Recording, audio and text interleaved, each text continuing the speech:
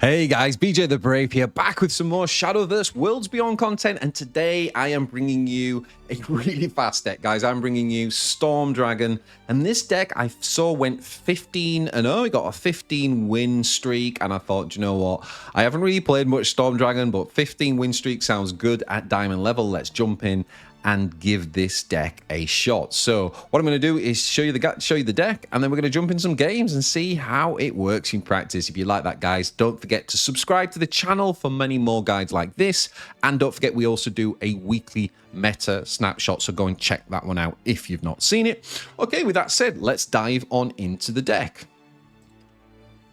Okay, so what I love about the expansion, Infinity Evolved, is we got the Purim Blade and the Pyre Worm Blade. You love it, guys. You love it. The Pyre Worm Blade is pretty cool because it really reminds me of one of the weapons in Rakdos Magic, the Gathering deck, where basically you can apply the weapon to a unit and it gives it +1/1. And if that unit gets destroyed, then this goes back on the board as an amulet, and you can engage that for 1 and keep putting it on. So basically, it's like a free buff for the cost of 1. Pretty much every time you play a unit. Your opponent can't really get rid of it unless they banish it with something like Odin, for example. So what are we running along with the Pyreworm Blade? Well, we've got the Fan of Otterheim, also another good target for Odin. And this allows us to just basically get rid of a card from hand and basically play out a Storm unit every single turn. So we can start to put chip damage on our opponent, and then we can whack them with some big units like Fortis, and we've got lots of Intimidate units that can kind of just go face with Storm, and then our opponent can't do anything about it. So we do run 3 copies of Philidou because it really allows us to do 2 for 1 in the mid game and stabilize. We've got the Searing Fire Newt, really good in the early game for getting ahead and dealing with enemy tokens. We also do run Hinkar and Jafar, and these two are pretty good because on 5, basically they get a free Evo, which means they're a 4/4 that can attack when you play it, and then you can kind of like 2 for 1, because if they've got 2 things on the board, you can like attack with this, kill it, and then the 4 damage kills the other thing. It's a little bit situational, but it's pretty good actually here. It works quite well. We've got Little Dragon Nanny for more early tempo. We've got the Apollo Haven's Envoy, which is just really good right now, if I'm honest. Apollo is a pretty good tech for this current meta. It deals very well with like Abyss aggro and Forest and Swordcraft as well. So I actually think Apollo is a low-key excellent tech card right now. Then we've got Eye for Windrider, which is yet again another Intimidate unit. We've got Marion because if you've got like an Intimidate unit that's down on the board, then this is a really good way of like buffing that unit so it can do even more damage to face. The Seasoned Merman's just a really sort of solid mid-range deck. It doesn't really like help us in terms of continuing to push damage, but it stops us being like completely all in. It means if we have lost the board a little bit too early and we haven't got the reach yet, we can play the Seasoned Merman and it can just stabilize things again and allow us to have a second wind and a second push.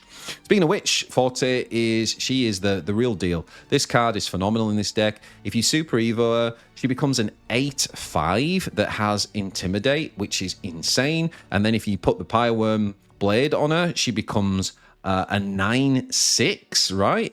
It is so good. I mean, Forte is just phenomenal. And in addition to that, we've now got Odin.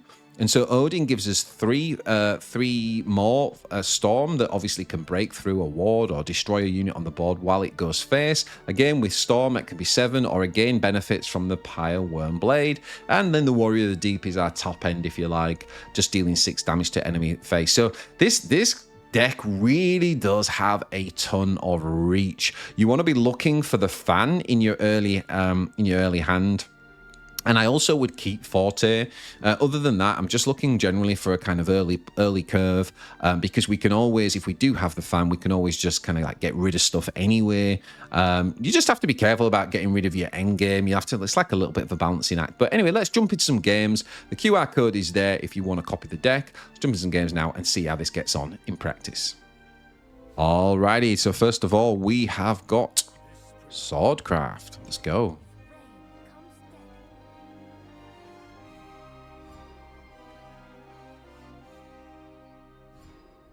So no fan in this one. We've also got to deal with our opponent's aggro too, right? So this is quite a nice fire newt turn. Obviously just killed the 1-1, and then our 2-2 looks good against his 1-2.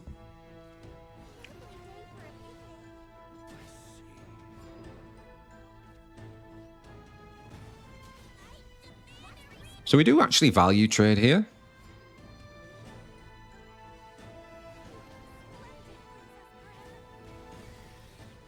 Now, I do kind of make a bit of a misplay here. If I'm honest, I would do this the other way around. So what I do is I'm marrying the dragon. I shouldn't have done that, because now I've just lost my my intimidate unit. I should have actually made this the 3-3 and just kept the 1-1 intimidate. So that was a little bit of a misplay.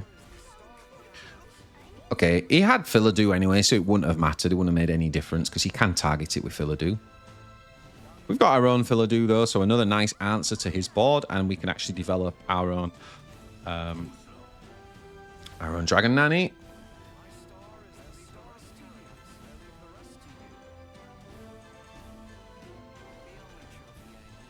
And so against Swordcraft, it's like going to be like this. It's super close. We haven't done much chip damage, but that's okay because down comes Forte. And now we're going to go ahead and Evo Forte. Attack face. We're just going to go face. And we are actually going to clear the 2-1 with that.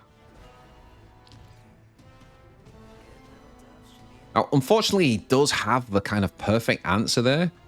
But the thing is, we now are able to Forte and get the blade down. And we're also able to Super Evo here. So we're going to go ahead and just do that and say, right, you've now used Valse. What on earth do you have? You can't obviously attack with Valse into this. We're at 19 health and you're down to 2. And we obviously have the Warrior of the Deep to come as well. So what have you got?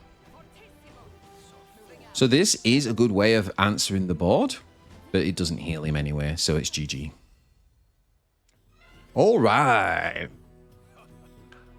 Looks like we got a Biscraft. Not the best of hands, to be honest. We kept Forte, and I probably should have got rid of the Seasoned Merman. I think I figured that in this match I was going to get a bit bogged down maybe in the mid-game. Might need something that could trade well, so I kept one, but then I ended up getting 2. So I shouldn't have kept the Merman. I think that's a misplay.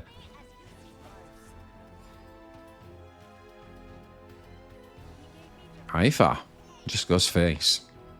Don't even respect the value trade.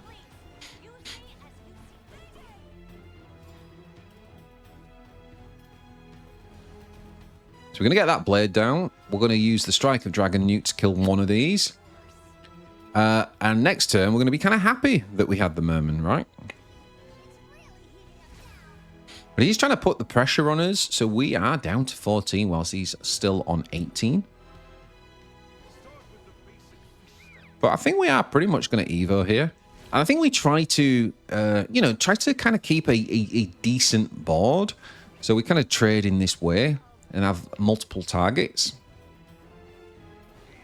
It doesn't matter because he's got gravy. So down comes Chips and Gravy, clears the board. And we actually hit back with the Strike of the Dragon Newt. And that again allows us, without having to Evo, allows us to kind of like save 2 units. So he plays the Undead Soldier, which is an unbelievable like sticky unit. But he does have to Evo it. It's not like the greatest Evo target.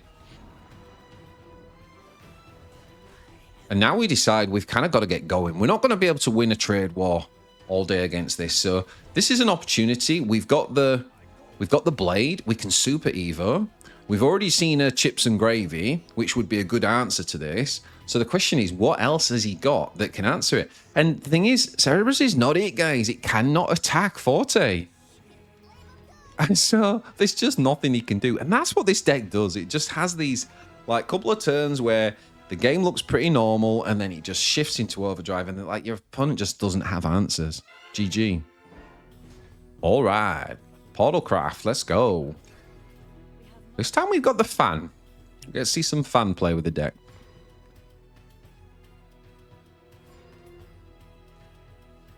So we're going to play the fan out straight away.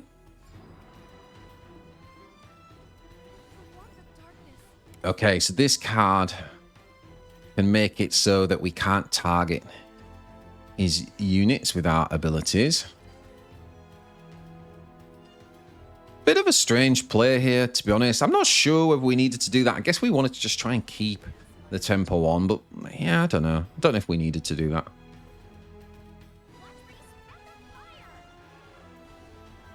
Down comes the blade.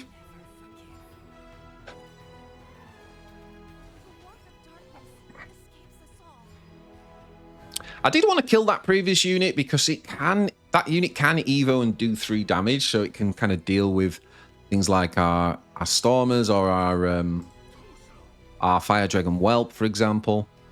This was a terrible play, though, because I totally wasn't playing around the Omega mech. So I should have made this one cost 4 and not buffed that one. So we'd have been better with a 4 health and a 2 defense, 4 defense and a 2 defense rather than 3 and 3, because this just completely plays into the AoE. So again, tired and playing fast and just not really thinking properly, and this game that will cost you. That's the difference. So anyway, we have got the Philodoo, right? So what we're gonna do here is we're going to kind of do like we're going to keep Alouette alive, do like a bit of a trade value, and then push some damage.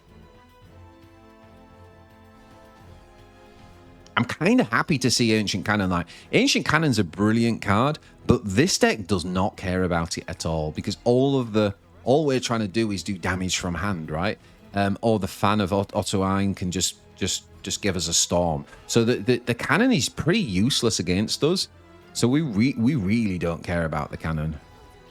And now we can just blade up the bodyguard. Evo it. There we go. And just go face. Knowing that we've got Odin next turn if he hasn't got an answer. Now I think he's got the parts to make a healer. So he's probably conscious of that.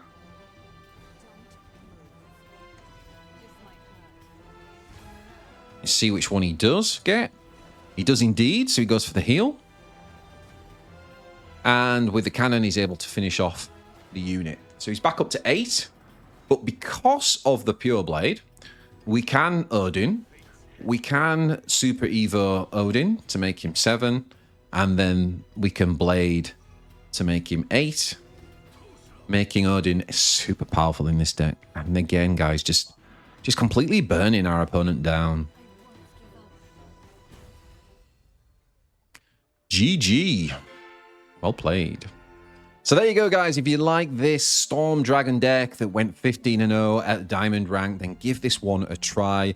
I think this is a ton of fun. Like, if you just want some fast games, obviously you're not always going to get the consistency, and it can suffer from, if it comes up against too many ward units, for example. Norman's a real problem for this deck, and also Wardhaven can be tough unless you get the perfect kind of lineup. But outside of that, this deck can do some serious damage, as you've just seen. So yeah, hope you enjoyed that. There's the QR code, guys. Please subscribe to the channel. We are nearly at 4K subscribers. Thank you so much for all the support. Probably going to do a massive celebration stream, actually, if we hit that 4K. So help us get there. And thanks for all the support, guys. I'll see you guys in the next one.